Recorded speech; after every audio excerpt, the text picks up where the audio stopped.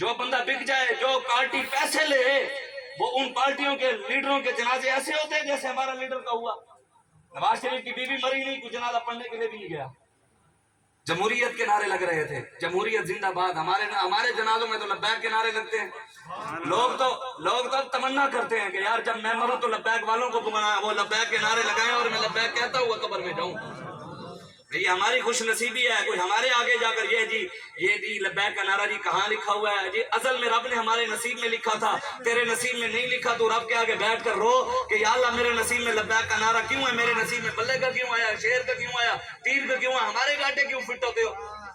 جا کر رب کے آگے گڑ گڑاؤ کہ ہماری زبانوں پر رسول اللہ کا نام کیوں نہیں آتا، ہماری زبانوں پر حضور کے دین کا نام کیوں نہیں آتا، ہماری زبانوں پر نظام مصطفیٰ کی بات کیوں نہیں آتی، ہماری زبانوں کے اوپر نظام جو حضور ہمیں نظام دے کر کے سیاسی معاشرتی اس نظام کی بات کیوں نہیں آتی؟ ہم انگریز کی بات کیوں کرتے ہیں؟ قرآن کی بات کوئی کرتا نہیں ہے، انگریز کی بات کرنے کے لیے ہر بندہ تیار ہے۔ ہمیں عمران کی لوگ مثالیں دیتے ہیں کہ عمران بتائیں نا، عمران کے اندر کون سی رسول اللہ کی سنت ہے جو کوئی ایک عمل ایسا ہو جو بتایا جائے کہ حضور کے نقش قدم پر چل رہا ہے، صحابہ کے نقش قدم پر، اولیاء کے نقش قدم پر۔